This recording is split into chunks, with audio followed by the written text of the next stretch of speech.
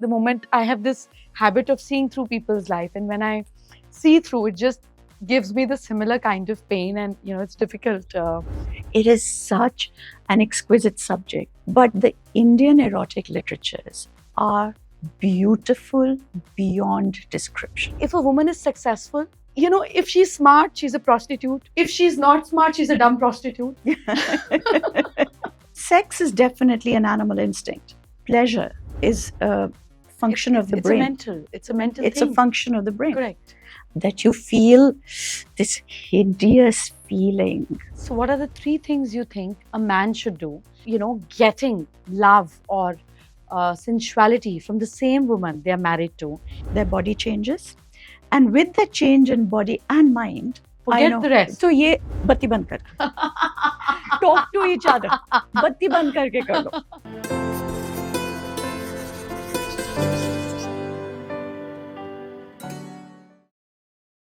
Welcome to Jaanemann with Dr Jai Madaan. Actually, Jaanemann with Jai Madaan. आज हमारे साथ में एक बहुत स्पेशल गेस्ट है. She's special because she's very attractive. She talks about attraction. She's going to teach you a lot on attraction. And she's very strong. She's very bold. She's very beautiful. Everything that you can see in a strong, sensual, beautiful woman, she has it all. I want you to welcome Seema Anand with me. And what she does, we get to know in the journey of it. Welcome. Thank you so much. For us, Jaanemann is about the one who knows your man. जो आपका मन जाने, वो आपका Jaanemann. So today, all our viewers are going to be your Jaanemann because they're going to know what goes inside your mind and your heart. Absolutely. To begin with, a lot of people know you. Some bit of them will know about you. And, you've been talking about Kama Sutra as the subject which is so intellectually, explained by you. How did this idea come up? मतलब ये कैसे हुआ कैसे ये? So, Jay, I have this thing about stories. I believe that stories are so powerful that they define our identity. True. So, the stories that you tell, when you tell stories of a woman whose husband comes home drunk and he beats her up and we say, but wo itni achhi hai, Devi saman hai, she's so good. She never dishonors him. She never says anything. Then you've labeled a good woman as the woman who keeps quiet. The same time, resultantly, when you say the woman who raised her voice and spoke up, then suddenly becomes the bad woman. So we create identity through the stories that we tell, and our actions depend on the words that we use. And I have always worked with stories for a long time, till I got to a point where I realized that we never tell stories of a woman's right to her own body. It's always somebody else's property. For her pleasure, she needs somebody else's permission. We never tell stories that a woman can own her own body. So my work with the Kamasutra started with me looking for those stories because I thought, हमने Kamasutra लिखी इधर. Surely कुछ तो कहानियां होंगी. Absolutely. Beautiful stories. Yeah. Beautiful stories. So I went looking for those stories. I also, like everybody else in India, had never read the Kama Sutra. I didn't know what it was about. I thought, yeah, I'll do a little bit of work, 5,000 word essay, move on. That was 24 years ago. Wow, and you got stuck. You still are. I'm still stuck. And I realized that there's so much more to learn. Abhi to shuruaat hui hai. It is such an exquisite subject. I just want to say, before we even go further, that every ancient culture has erotic literature. True. Japan, China, Persia, you name it. But the Indian erotic literatures are beautiful beyond description. There's nothing graphic, nothing dirty, the language, the ideas. It's about pleasure. Our scriptures, our texts are about pleasure. They're not about sex. They're about pleasure, and primarily they say that for two people to come together in a really good relationship, it is the woman's pleasure that really matters because that's so much more complex, it's more fragile, it's more elusive. वो आसानी से नहीं आता. True. And women are never taught how to even find their own pleasure. Very true. Very true. So this was a case of going back to understand what it is that they'd written about, and how we can move this information onto the modern generations. So when you started talking about it, I'm sure kids were very young. They were Yeah. growing up, and it's a very it's a subject that all of us go through, but nobody wants to talk about it.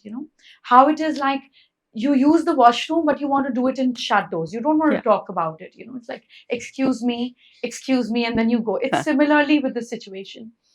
So when you started talking about it, so did it ever happen? Your family said, "What are you doing? It's bringing embarrassment to us, Mom. My friends are teasing me. What are you even talking about?" You went through all that. You did, Not with the children, but not with other members of the family, Yeah. with friends. Plenty of horrible stuff happened. The kids have been incredible. My Wow. daughter, who's the youngest, was 2. My next son was 8. My older one was 10. And I used to work on my dining table. So that means all my Kamasutras are piled up on the dining table. Wow. That's where they sit. Sabke samne udhar padi hoti thi. The kids grew up with that. They never thought twice about it. I didn't think it would be a problem. Somehow it didn't even enter my mind to think कि इसमें कुछ अजीब बात है जो मैं कर रही हूँ. I was studying the texts. But yes, my husband, who is half Punjabi, half Sindhi. Wow. Yeah, Wow. yeah. He was horrified. He was like, yeah, kya kar rahi ho? But more than that, okay, him I expect. Men, somehow, and he's I much know. older than me. I was like, yeah, okay, fine, you're going to say it. To him, I could say, look, this is my work. This is what I plan to do.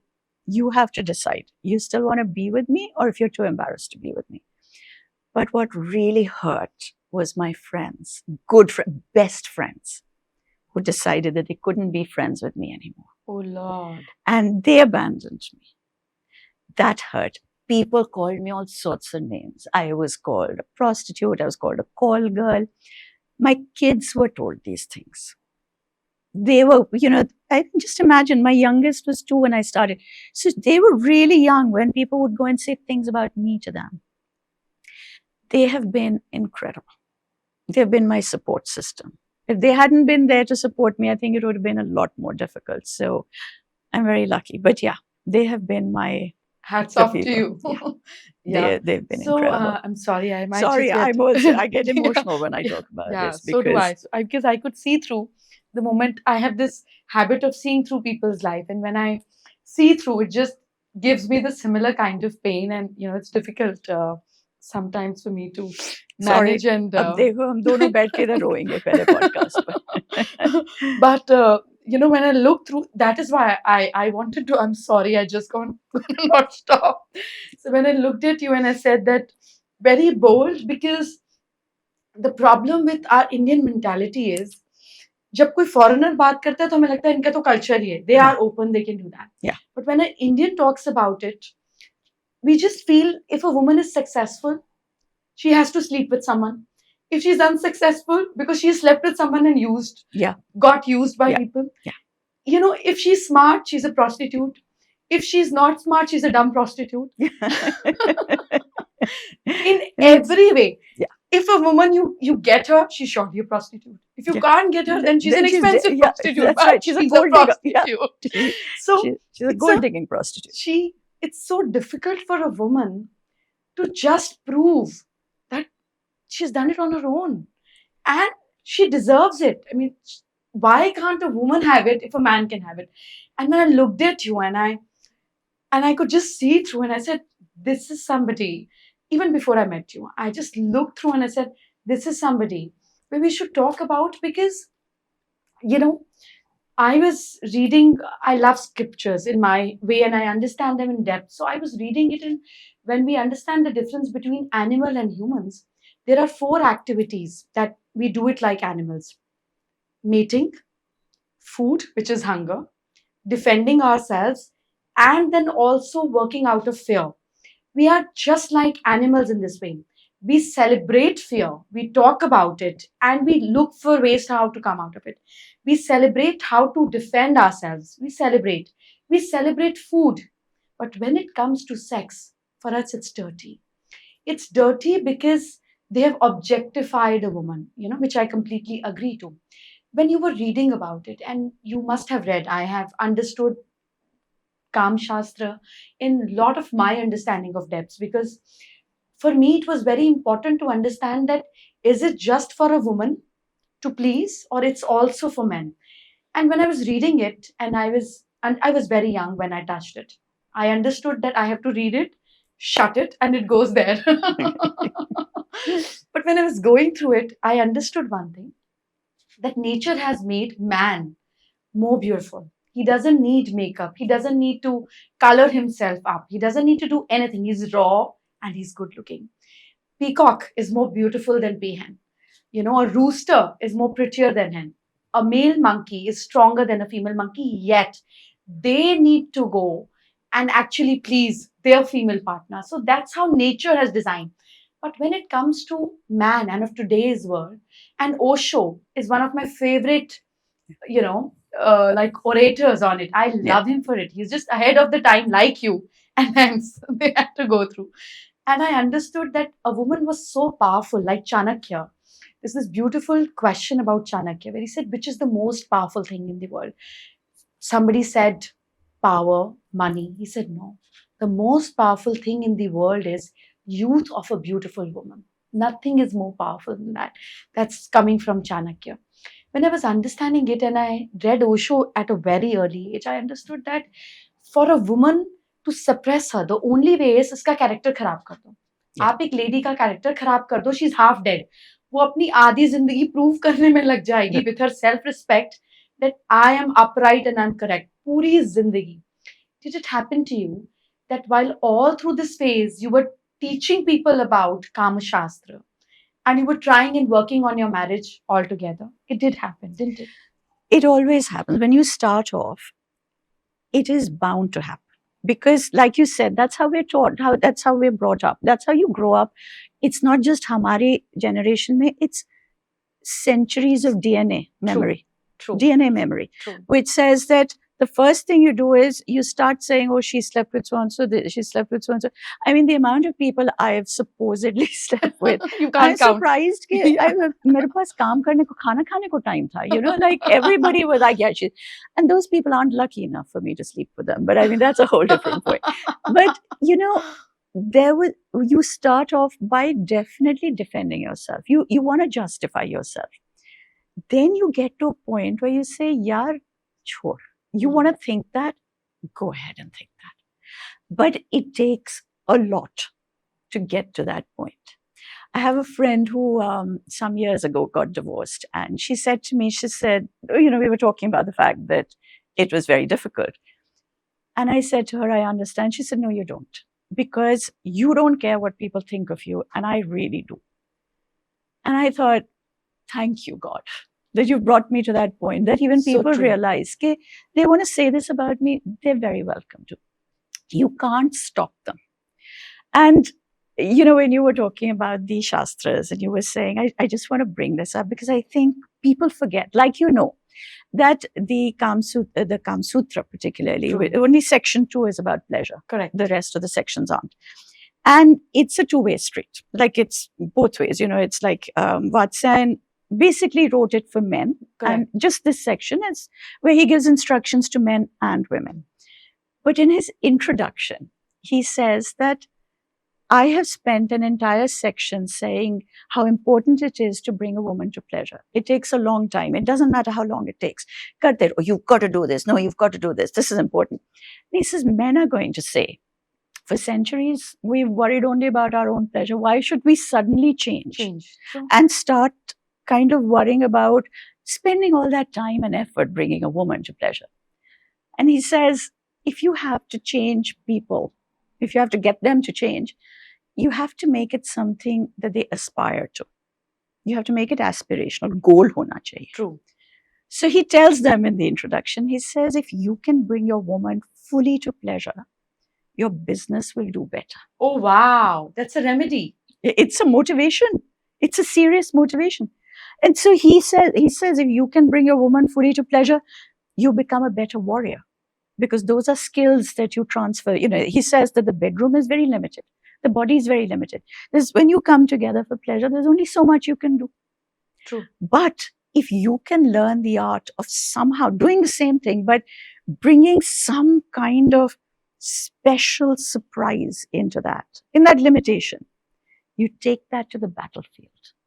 A battlefield where, again, everything is just the same, it's the same old, same old. You can actually transfer those skills. So he says that anybody who can actually totally pleasure their partner and understand what pleasure is about. Because like you were saying, that sex is definitely an animal instinct. Pleasure is a function of the brain. It's a mental It's thing. a function of the brain. Correct.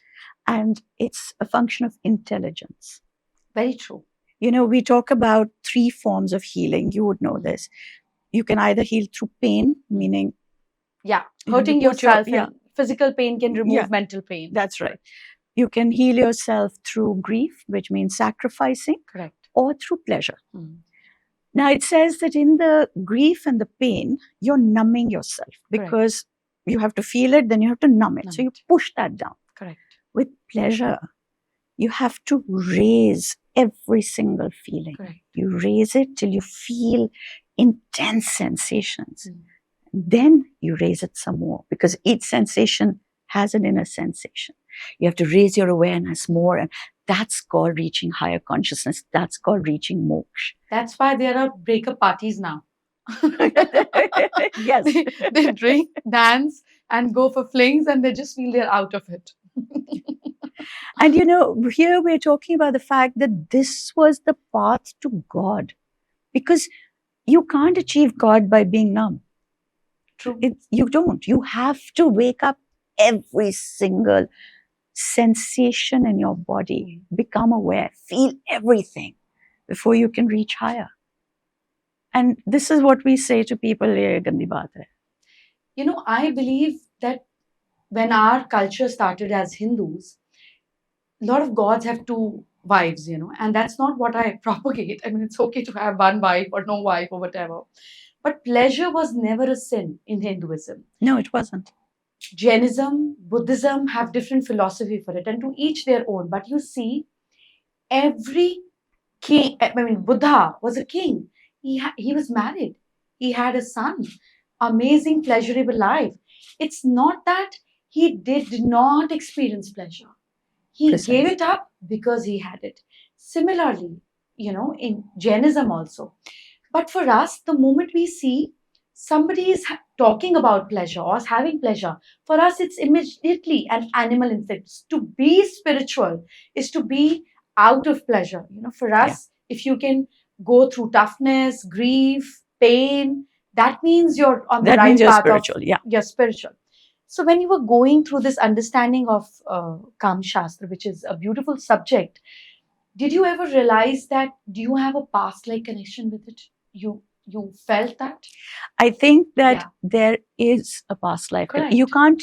It cannot happen. It's not a coincidence. So you know, again, when I became a storyteller, when I was when I actually was initiated into it, because you can become a storyteller, but somehow, I don't know, I went through a different path. I came through the path of goddess worship. I believe in the Devi, and you know, that's where I came through. And they say that the ability to tell stories is a gift that the goddess gives you. True. Okay. Only Devi can decide whether you can be her storyteller or not, because when you become her storyteller, you become immortal. And not in the way that we think it is, because it's not always the best. You are actually immortal. You're going to be on internet for next 100 years, at least. Which is not the best thing. But basically what they say is that one lifetime is not enough time to learn all the stories. So when she says you can be a storyteller, you have to sign over your life to her for all eternity, which means in every life you have to come back and be a storyteller. You can't say, ab main engineer banungi. You have to. And in between lives, they say that she doesn't send you to Yamraj, because there they wipe your mind clean. So she makes you into a chuha, and you live in her temple. Beautiful. You retain your memory, and then you come back as a storyteller. So I think that there is You've been through that. Yeah. Because the call of it, considering the kind of abuse that I faced at one point from people, my sister-in-law said to me recently, she said, "Agar maine suna hota, I would have given it up. It's okay, I would." And I was like, I can't. I cannot give it up. This is important to me. So, yeah. Do you think the kind of mental trauma you once went through and then eventually fought it could have turned into a disease? Yes. Very much so. Yeah. And it's not even that you went through it. Unfortunately, It stays with you. it Some bit stays of it. with you. And now, because we all have so much social media, there's a lot of trolling. There is so much anxiety and mental health issues that all of us who are creators, content creators, go through. And I have developed, I have terrible anxiety now where it comes up every now and then. I have to learn how to deal with it. People always think it's straightforward. Acha, meditation karo, chanting karo. That's not it. You have to go so much deeper into yourself, because when you get that anxiety, it's in the depth of your heart that you feel this hideous feeling of something that's, I can't even describe it. It's a hideous feeling. It makes you feel so horrible. And you have to work so hard on making sure that you come out of it. How did you come out of it? I think, I think one is there has to be a determination that you do. I did finally get myself a therapist. I was, the point is I was going to get every bit of help that I could get. My doctor in London said to me, "We can give you some medication for your anxiety, but what you need is quite strong and it'll bring your blood pressure down." And I said, "I'm on a flight every other day. I can't afford to have low blood pressure. True. So I'm not doing that." So I believe very strongly in exercise. I believe physical exercise can cure anything. So I have an exercise regime. I have a relaxation regime, which is just literally for me. Like, it's nothing else. It's funny. I was talking about how we also, as women, we are not taught how to put boundaries for ourselves. This is my time. I want my boundary. We're not taught how to do that. Not at all. But there are certain things that I like to do. One of the things is I love watching old-fashioned murder mysteries. Wow. I love them. Murder, She Wrote, things like that. I absolutely love them. It's my time. I will spend that time with them, but then I will take my time out and go and do this. I need my time. I've learned how to identify what triggers things, or sometimes what triggers it. Work towards that. Because at the end of the day, the only person who's going to look after your mental health is you. Or why do you always put a white bindi? Okay. Again, everything that I wear has a meaning to it. It came to me. Correct. It did. Why it came to me. I don't know. How? I one day woke up and said, I used to wear beautiful red bindi or colored bindis. And I one day woke up and I said, "Mujhe white bindi pehnni." I don't know what led me there. You realize since the time you're putting white bindi, your acceptance, people accepting you or appreciating you has increased. Just go back to the year. I'm sure, because it's been a journey anyway. So I can't divide it up and say, okay, this happened or that. But definitely, put it this way. It's what speaks to me. Yeah. It's what I still have a drawer full of my colored bindis, and I have and you're just not bindis. able to put them now. No. Yeah, you're just not able to put them. You've elevated, your third eye chakra so much with so much of clarity and calmness that somehow it calms you down. When you surrender to energy, then the energy is also taking care of you. Absolutely. Anything that you have with divine through any text, irrelevant of which god and what scriptures, it's a relationship. It cannot go longer if it's not a two-way street. How can you single-handedly keep loving someone if the other person is not loving you back? So is with divine. He loves in his own way. He sometimes speaks, he sometimes whispers, but there is always a communication. Sometimes we know, sometimes we don't. Yeah. And sometimes when it gets revealed to us, it's like we just look up and say, how much do you care about me? And how much, So you have this thing that something around you takes care of you. Even if Yes. something out here, it just goes away. You're blessed. Something. We are. I think all of us are, but I truly, every day, I realize, okay, somebody up there is saying, okay, this is like literally the path is given. True. And you have to be able to say, yeah, I am one, I can see the path. Second, I'm strong enough to follow it, because you're not always strong enough to follow it. So you ask for strength? I think that I definitely do. So when you pray, what are the 3 important things that you ask for? Even if you don't ask, you would want. My first prayer is always for the good health of, I guess, of everybody, but primarily I do think of the people that are nearest and dearest to me. It just flashes in my mind. Good health for everyone you love, including yourself. Yes. The second is strength, like literally energy to understand. And I want to tell you a little bit about the energies in a minute. Energy. And the third is to say, I believe that happiness comes when you know that you're happy. You can get everything in the world that you want. But if you don't realize that this is what's making you happy, you're not happy. And I literally ask for enough understanding and sense to say, I wanted this, I've got it, it makes me happy. Let me be aware that it has made me happy. Beautiful, lovely. I realized, so when I meditate, I always get answers of not even which are my questions. And I'm like, okay, it's like Vigyan, like Videsh, something which doesn't belong to you but comes to you is Vigyan, somebody else's knowledge. Mm-hmm. And I realized one day that we have prayers and songs, itni shakti hame dena data. And we always talk about, God, please give me strength. And it just stuck to me that day that people who ask for strength actually ask for challenges. Because why else would you need strength in life?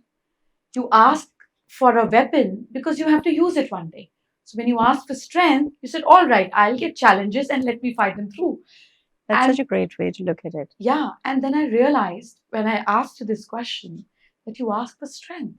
But when you ask for strength, you surely ask for challenges. Else you don't need strength. Like a little baby would ask for strength. He doesn't need to. The parents can have strength. He gives a damn. So sometimes when we want to be hero, we surely attract problems because how else the story would be created? Very true. And as you were growing up, you wanted a strong position. You wanted to be different. You wanted to be a hero. I think, and this actually brings me to, so when I ask for strength, I always see, I believe that everything that we do has a different, that you pull into a different energy. It's not the same energy. I mean, like a different aspect of your energy, put it that way. People, when they talk about all the different gods and their vahans, the vahans are actually the energy belonging to each god. So Lord Ganesh with his chuha, he's the one who removes obstacles. That chuha is the energy that you have to channel through you, because that chuha can gnaw through mountains. It's that little thing. It can go anywhere, go through anything. Yeah. It can eat its way through mountains. When you have Sitla Devi, when the goddess of sickness, gives calmness. Yes, who removes sickness. She has a donkey. Her vahan is a donkey. Because the donkey is the calmest, and it is a burden. It's the beast of burden, which means that it gives you the shakti to carry that burden. Responsibility. To carry the burden, because sickness is a burden, unfortunately. But unlike a horse, which is very it's easily freaked, donkeys are much calmer. They have incredible inner strength to take what's happening to them. And that is the energy that you have to channel when you're in that place. And I think that's another thing that we don't realize, that we have so many different strands of energy. And when you're going through a particular thing, what is the energy that you need to tap into? If I am going through a particular situation, there are times when I need to be angry. I need to actually channel my anger. There are times I need to be calm. There are times I need to ignore it. That is the understanding that you need from him or from her up there. It's all same. There's no gender. There's no gender. But I tend to think of her as her. Yeah, whatever, however you want. Both are Absolutely. available. What is your understanding on Ardhanarishwar? You, This is exactly it, yeah, isn't it? yeah, Because we again today have gendered energy. We've said, oh, this is feminine energy, this is masculine energy. Energy is not masculine. We've decided that if you're nurturing and sweet and kind and soft, then you're female. If you're powerful, then you're male. As a woman, you need that powerful energy, and you have the ability to bring it up. And you need that female energy, and you have the ability to bring. We all do as human beings. And I think that Ardhanarishwar is the most incredible example that we could have been given. true. To say that, look, we are every single energy, whether you choose to gender it, whether you say this is masculine and female energy, whether you say that this is masculine and female thought, whatever. The point is, it is within all of us. And we have the ability to channel all of it. And yet, we have that. And why is it that people have lost it? It's there in front of us. Not everybody is supposed to be evolved in this lifetime.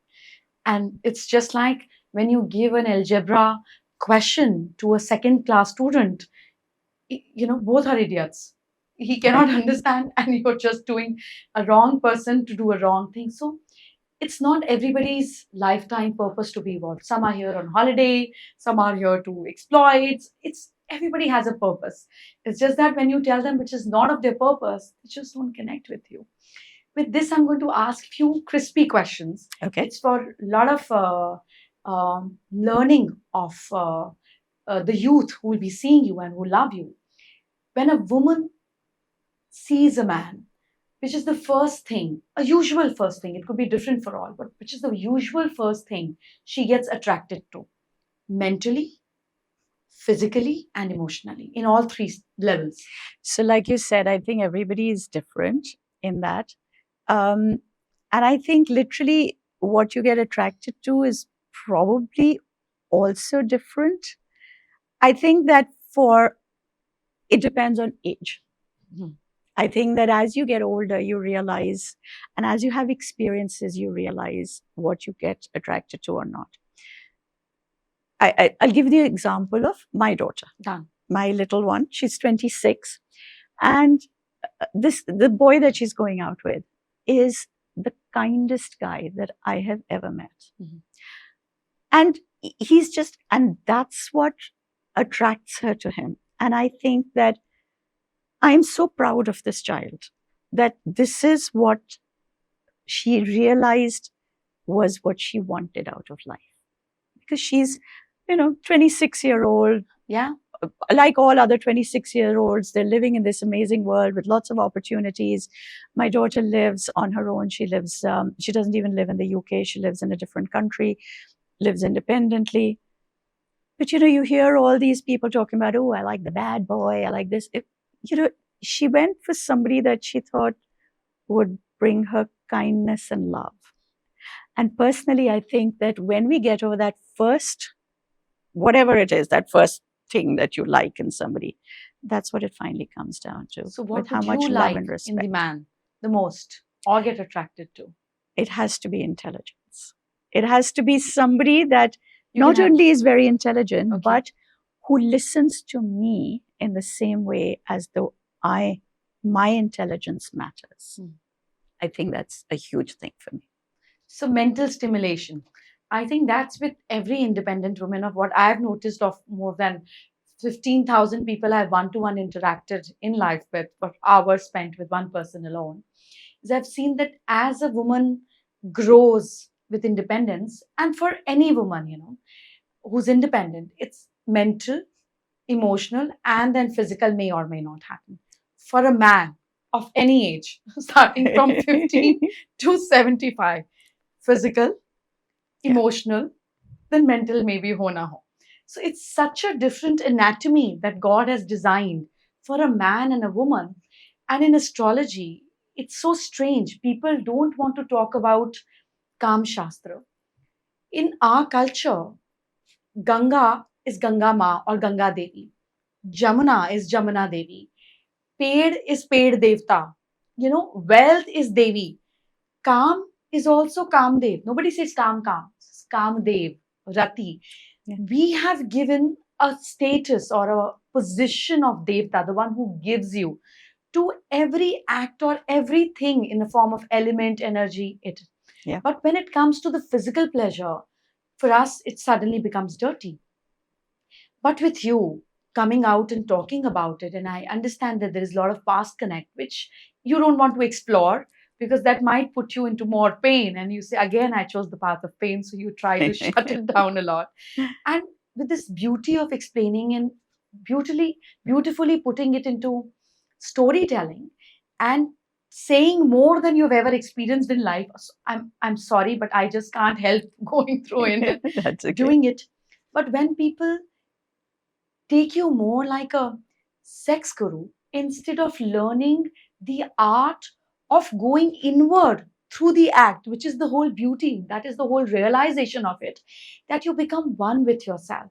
You understand your body and you learn to serve others. When you said, and where Vatsalya talked about, you know, how he can make people more business oriented is exactly what Patanjali did in Patanjali Yoga Sutra, part 3 also, where he said that if you give water to sun, you become brighter than sun. So he also gave purpose to every act which is important for us as a human being. And when I was understanding these parts and I understood that we do the same thing and we want a different result. It never happens in life. How can you do the same thing and have a different result? But we sleep on the same side. We sit on the same chair. We eat the same way. We don't use our left hand while eating. So we don't use one part of our brain. But physically or in pleasure, be it food or anything that gives you pleasure, when you try and experience different things, you make your brain neuron pattern go into different directions. And when it gets opened up, you try different ways in everything that you do. Could be your business, could be your battlefield, and everything. And I loved it. And I'm going to read more and explore more about it. But in astrology, we match the horoscopes and we check the physical compatibility of two people coming close, because earlier the whole concept was about arranged marriage. How do you understand that the physical compatibility is all there? We don't call it dirty because nobody tells them what exactly are we checking. When we do Gun Milan, we do check physical compatibility. We do check whether they can have or reproduce a healthy baby or not. Everything is being checked, but we don't like to talk about it.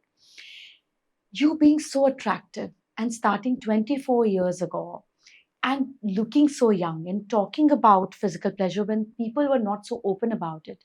After every lecture, did you had people that still do, but at that point of a little bit more now they're scared of you, hitting on you and thinking that maybe you don't have a very satisfied life. You've been through that also. How did you handle that? So, yeah, I think you have to learn to understand how to be really firm with your no, because they all do. It used to happen a lot. It still does. It's so much so that I did a talk recently, last year. Very young guy, recently married. He came up to me at the end of it and he said, "Are you still married?" And I said, "Yeah." And he said, "Oh, it's to the same guy." And I said, "Yeah." And he said, "Oh, you have children?" And I said, "Yeah, I have 3 kids." Then he went away. Then he came back. He said, "I'm so sorry, but I just assumed that you had got divorced and then you'd gone exploring all this pleasure stuff." So you're absolutely right. There is this tendency to believe that if a woman is talking about pleasure, she's available. Very true. That you're talking about it, that means you are a whore. You are a prostitute. You are doing it. That's the only way to learn. How else? And it's their only way of thinking about anybody who speaks about it. Correct. It's you were saying earlier about how men start. This is again something that Vatsyayan talks about. He says that for man, the pleasure or desire starts. It's like fire. Yeah. It starts down here and it goes upwards. And like fire, it's very quick to ignite, very quick to put out. For a woman, it's like water. Correct. Starts here and then it goes down. And like water, it takes a long time to boil and a long time to cool down. Mm-hmm. And I think that just sort of says it all for me. Everything. It just describes how we function. And I think that people who react in this way, who feel that excitement can only be if they're going out with somebody new, or if they're hitting on somebody, or if they're being crude to somebody, or, oh yeah, you must be doing this. Those are people who've got neither fire nor water. They have decided to do away with everything, numb their brain. They have no sense of actual pleasure, which starts with the intellect. And they are trying to fulfill it's like, when you're very hungry and you just stuff a lot of food into your stomach, and then you stuff too much and you throw up. But do you think a person can be equally sensually attracted to the same woman that he's married to? If he's not married, it's a different story. But if he's married to, living with for years, to be together in the same way or growing, do you think it's possible? It has to be worked on, but yes. And this is what we don't do, because we don't talk about it. We don't teach it. We never tell people what is possible and what isn't. Sensuality, or even initial part of your relationship, when there's a lot of excitement, you've seen somebody new and there's that sort of frisson, and you feel, oh yeah, I'm so excited. We are taught to believe that that is chemistry. That's it. We are not taught that it's after that you have to work towards it so that it can keep getting better. But because it is so easy to do that, it doesn't take any work. You've seen somebody new, you're suddenly excited. It takes no work, right? That's what people get used to. And that's how they choose to live. So what are the 3 things you think a man should do to be always, getting love or sensuality from the same woman they are married to? And 3 things that a woman can do to spice up the relationship the way it has always been, or maybe make it grow? So I am actually going to bring this into one, Done. something that both should be doing. Done. First of all, there has to be a desire to say, I want to make this work. That's the first thing. And if one has and one doesn't have? Then we do have a problem where we have to communicate. There is, it is very unfortunate, but there are a lot of people in relationships where one is more excited about it and the other one is a little bit like, yeah, whatever. Again, the Kamasutra says that once you have found a lover, lovers are not easy to find. Good lovers are not easy to find. No, it's so the most difficult thing. Yeah. So when you find somebody, you hold on to them. Okay. You hold on to them because that is, like you said, the most difficult thing. I think people need to understand that as they get older, their body changes. And with that change in body and mind, the way that you're going to approach pleasure is going to be different. Absolutely. It won't be like you did when you were 19 years old. Absolutely not. Okay. Neither can you make love in the same way, and neither does the body want it in the same way. Correct. So the first thing to accept, I find this with a lot of people who are still trying, particularly, unfortunately, with men, who think they reach 60 years of age and they're still trying to be studs and grab a 20-year-old and try, saying dumb things. And unfortunately, that's where a lot of the problems come from. So the idea is that both people should want to feel, we want this relationship to go forward. A lot of people say to me, I'm just going to diversify for a minute. A lot of people say, oh, but monogamy is not natural to human beings. Monogamy doesn't mean that you have to be sleeping around with other people. It means that you are going to be attracted to other people. That's very normal. That's natural. That's very natural. You are going to be attracted to a million other people through your life. That is what it means to say monogamy is, it's not natural. Yeah, but it's what you do with it. People say, oh, but monogamy is boring. You know something? Everybody craves that monogamy. I'm in a couple, one person might be saying, oh, but this is not natural. But they want their partner to be monogamous. Absolutely. Every man wants that. Yeah. And every woman also. They want that security of monogamy. True. So I think that you need to, first of all, get that into your head. And you have that desire to want to go forward. The second thing is to realize that, I always say that, okay, lovemaking, after a while, becomes monotonous. You're doing it with the same person, and more than likely, because we're not taught how to do interesting positions or explore each other's bodies, we're not taught. Correct. it does become monotonous. It becomes boring. People go off it. And then you get one person saying, my partner doesn't want sex, and the other person saying, I'm bored, I don't want it. And I always say that the way to bring somebody back to your bed is not by fighting and saying, I want more sex. No. You forget about sex. At that point, if your partner doesn't want it, you say, okay, let's take that off the table. What I want is for people to get intimate. And my biggest tip is learn to spend at least 10 to 15 minutes every single day lying down with each other, not for sex, without any clothes on. Cuddling, but without clothes. Reacquaint yourself with the feel of your partner's skin. We forget. The monotony sets in. We forgot what their skin feels like, what it feels like just to be held by each other. And you don't have to be talking about fancy stuff or heavy duty stuff. Watch a stand-up comedy show on TV while you cuddle. Talk about work. But people are so ashamed of their body that they don't see themselves in the mirror while taking shower. Forget the rest. So ye batti band karke. Talk to each other. Batti band karke kar lo. You know, I'm just saying. So stand-up comedy show won't help. No. They can bitch about mother-in-law, sister-in-law and do that. All will that work? Will that work? Absolutely, it will work. Gossip is brilliant. And this is the third thing that I was coming to. That, you know, we have this tendency to say, when you want to start, oh, I'm going to make an effort with my partner. Okay, we'll have date night. And they'll go to a beautiful restaurant with candlelight. No. There's so much pressure. It's horrible. Go and do something physical together. Go on a hike together. Go and do an activity together. There's no pressure then. You find conversation because you're doing stuff together. When you're sitting across each other with candles in the middle, you're stuck because you're like, oh God, what does this have to lead to? I think every woman can get happy after a long hour of shopping. Do you agree? Absolutely. That goes without saying. That'll put me in a good mood, and then I'm happy to go and do whatever I would want with my partner. I agree. But you know, those are the three things. And it's so simple for a man to understand. But the moment a woman talks about, even if to your husband, forget about, even if to your husband, the moment you talk about materialistic pursuit, you're a gold digger. Yeah. Even if you're married to him, half of it, what he has is yours. But you still, if the moment a woman is materialistic, again, she's a prostitute. Sad.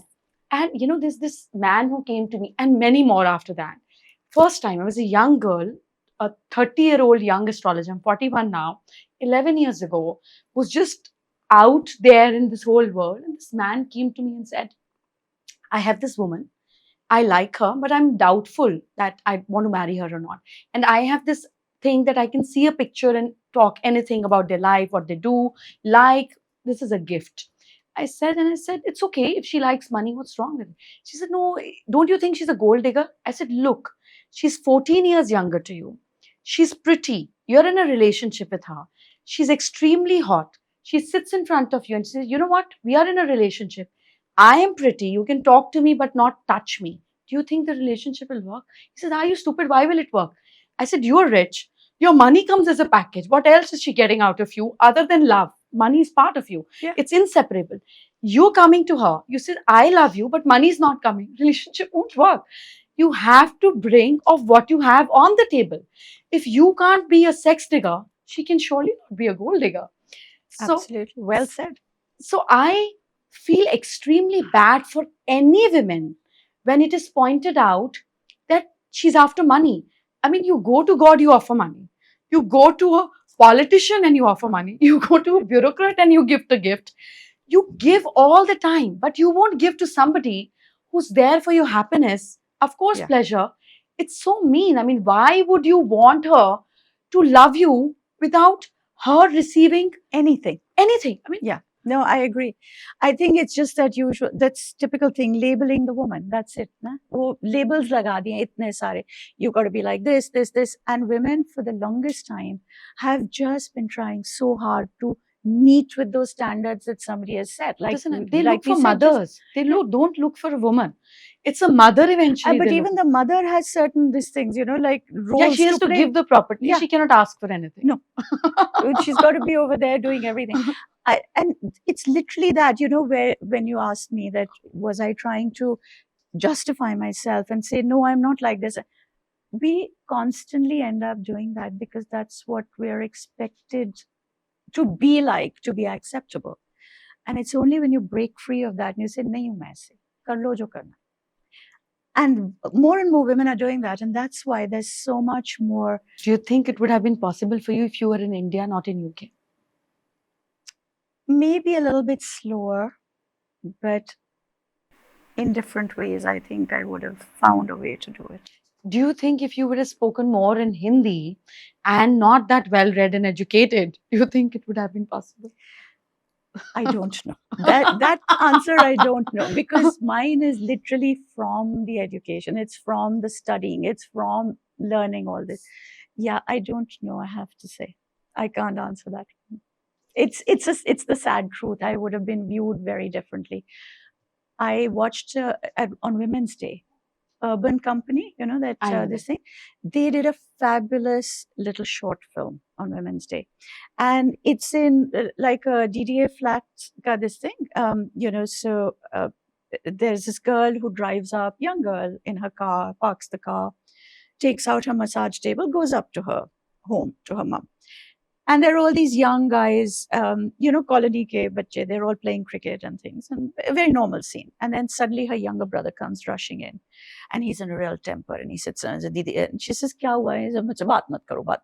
Anyway, it finally comes up. He says, Sare bhaiya log keh rahe the ke, we know how she's bought the car. She's giving happy ending massages. And she is so upset. And then her mother says to her, she says, it's just like we are living in this society.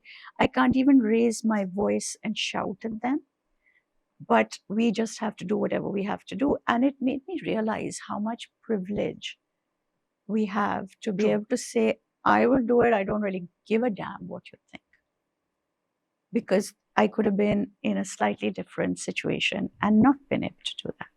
God is very kind, and I feel that she really wanted you to do that because this is your path, and education in any subject, in any way, is always helpful.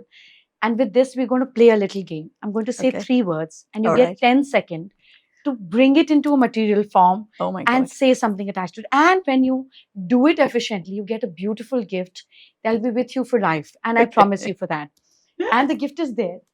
Okay. But we reveal it only when you clear it. Okay. So I'm going to say 3 words.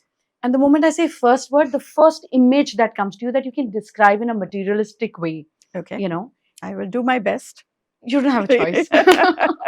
So the first word is peace. I think with the time that I spend with my children is so peaceful for you. It's my idea of peace, whether I'm fighting with them or whatever. It's not that. It's what my brain tells me. That's where you find peace. That's where I find my soul. Power. The ability to say what I have to be able to use my voice. Beautiful. Prosperity.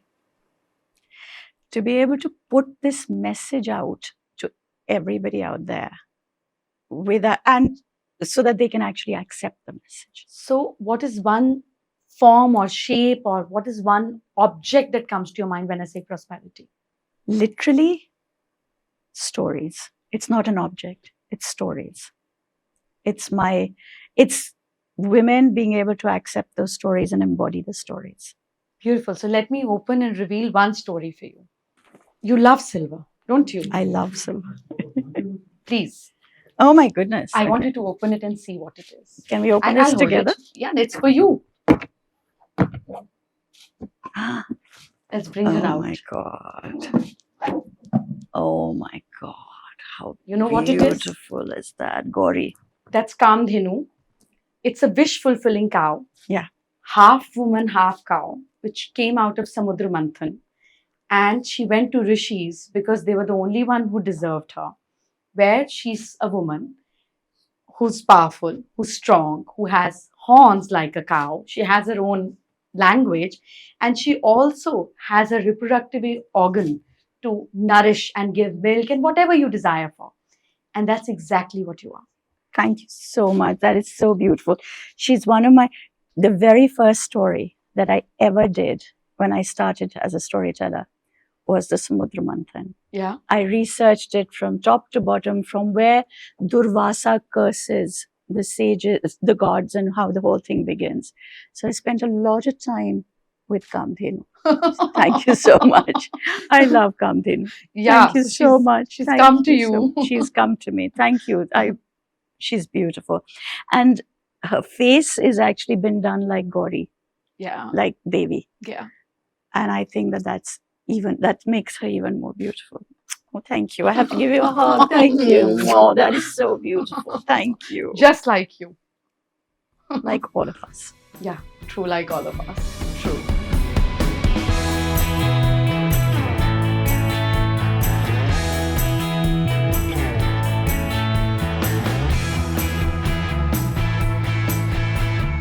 And what you said is not incorrect. The world will remember you for another hundreds of years because you're also ahead of your time. And that's the beauty of it. You know, I hope that they remember the stories, whether they remember me or not. I hope they remember the words. people never forget mediums. And that's what connects them to God, you know. All the best to you. And thank you so much for coming up and sharing that you've never shared too much about. Thank you so much. Pleasure Thank you. being with you. Thank you.